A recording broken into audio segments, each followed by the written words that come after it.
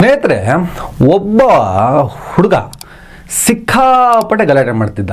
ಎಷ್ಟು ಹೇಳಿದ್ರು ಕೇಳಲ್ಲ, ಬರೀ ಗಲಾಟೆ ಗಲಾಟೆ ಗಲಾಟೆ ಗಲಾಟೆ. ಬರೀ ಅವರಿವರನ್ನ ಎತ್ತು ಕಟ್ಟೋದು, ಅವ್ರ ಬಗ್ಗೆ ಚಾಡಿ ಹೇಳೋದು, ಅವರಿವರನ್ನ ಒಬ್ಬರ ಮೇಲೆ ಒಬ್ಬರು ಹೊಡೆದಾಡ್ಕೊಂಡು ಸಾಯ್ಬೇಕು, ಆ ಥರದ ವಾತಾವರಣ ನಿರ್ಮಿಸೋದಕ್ಕೆ ಕೆಲಸ ಮಾಡ್ತಾ ಇದ್ದ. ಜನಕ್ಕೆ ರೋಸ್ ಹೋಗ್ಬಿಟ್ಟಿದ್ರು.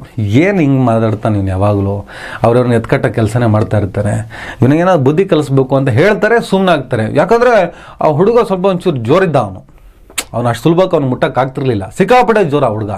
ಹಾಗಾಗಿ ಬೇಡಪ್ಪ, ಅವ್ನ ಫ್ರೆಂಡ್ ಸರ್ಕಲ್ ತುಂಬ ದೊಡ್ಡದಿತ್ತು, ಅಂದರೆ ತುಂಬ ಹಿಂದೆ ಮುಂದೆ ಎಲ್ಲ ತುಂಬ ಜನ ಎಲ್ಲ ಹಿಡ್ಕೊಂಡು ಓಡಾಡ್ಕೊಂಡಿದ್ದ.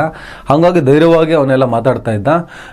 ನಮ್ಮ ಸುದ್ದಿ ಬಂದರೆ ಗೊತ್ತಲ್ಲ, ಅದನ್ನು ನಂದು ದೇಶ ಪ್ರೇಮ, ನಂದು ರಾಷ್ಟ್ರೀಯತೆ ಅಂತ ಹೇಳಿಬಿಟ್ಟು ಬೇರೆ ಭಾವನಾತ್ಮಕವಾಗಿ ಕೆಲವು ವಿಚಾರಗಳನ್ನು ಇಟ್ಕೊಂಡು ಬರ್ತಾ ಇರೋದ್ರಿಂದ ಇವನು ಸವಾಸವೇ ಬೇಡಪ್ಪ ಇವನು ಅಂತ ಹೇಳಿಬಿಟ್ಟು ಇವನ ಮೇಲೆ ಹಂಗೆ ಒಂದು ಭಯ,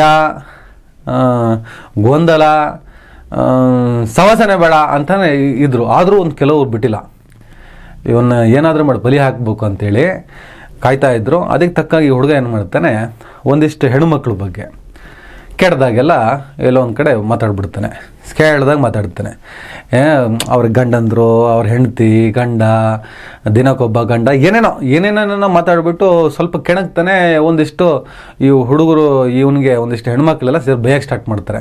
ಆದರೆ ಕೆಲವರು ಬಿಡಲಿಲ್ಲ, ಇವನು ಬರೀ ಬೈದ್ರೆ ಸಾಕಾಗಲ್ಲ ಅಂತ ಹೇಳ್ಬಿಟ್ಟು ಇವನಿಗೆ ಶಿಕ್ಷೆ ಕೊಡಿಸ್ಲೇಬೇಕು ಅಂತೇಳಿ ಒಂದು ಪಂಚಾಯತಿ ಕಟ್ಟೆ ಹೋಗ್ತಾರೆ. ಪಂಚಾಯತಿ ಕಟ್ಟೆ ಹೋಗೋದಕ್ಕಿದ್ದೆ ಎಲ್ಲರಿಗೂ, ಯಾರೋ ಒಂದಿಷ್ಟು ಜನ ಪಂಚಾಯತಿ ಕಟ್ಟೆ ಹೋಗ್ಬಿಟ್ರಲ್ಲಪ್ಪ ಅಂತ ಹೇಳ್ಬಿಟ್ಟು ಎಲ್ಲ ಹಿಂಗೆ ನೋಡ್ತಾ ಇರ್ತಾರೆ.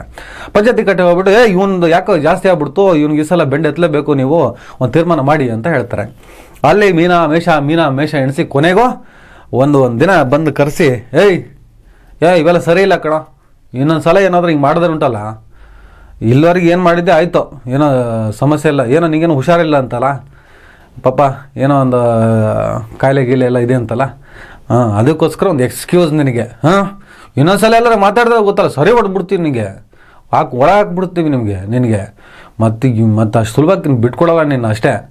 ಹೆಂಗೆ ಇನ್ನೊಂದ್ಸಲ ಹಿಂಗೆ ಮಾಡ್ತೀಯಾ? ಅಯ್ಯೋಯ್ಯೋ, ನೋ ವೇ, ಚಾನ್ಸೇ ಇಲ್ಲ, ನೋ ವೇ ಅಂದ್ಬಿಡ್ತಾನೆ ಆ ಹುಡುಗ. ಸರಿ ಈಗ ಹೊರಡು, ಇನ್ನೊಂದ್ಸಲ ಮಾತಾಡಬಾರ್ದು. ಇಲ್ಲಪ್ಪ ಮಾತಾಡಲ್ಲ ಅಂತ ಹೊರಡೋಗ್ಬಿಡ್ತಾನೆ.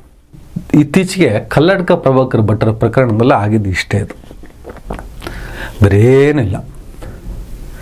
ಅಷ್ಟಕ್ಕೆ ಈ ಸಣ್ಣ ಕತೆ. ತುಂಬ ಗಲಾಟೆ ಮಾಡ್ತಿದ್ದವನಿಗೆ, ಸವಾಸ ಬೇಡ ಅಂತೇಳಿ ಬಿಟ್ಟಂಥ ಹುಡುಗನಿಗೆ, ನಾವು ಅವನು ಬುದ್ಧಿ ಕಲಿಸಲೇಬೇಕಂತ ಹೊರಟಂಥ ಗುಂಪಿಗೆ ಕಡೆಗೆ ಸಿಕ್ಕಂತಹ ಉತ್ತರ ಕೊನೆಯದು, ಇನ್ನೊಂದ್ಸಲ ಹಂಗೆ ಮಾಡಬೇಡ, ಹುಷಾರು. ಇಲ್ಲ ಸ್ವಾಮಿ, ನಾವು ಮಾಡಲ್ಲ, ಇಲ್ಲ, ನೋವೇ, ಚಾನ್ಸೇ ಇಲ್ಲ. ಇಲ್ಲಿಗೆ ಈ ಕತೆ ಮುಗೀತು. ನಮಸ್ಕಾರ.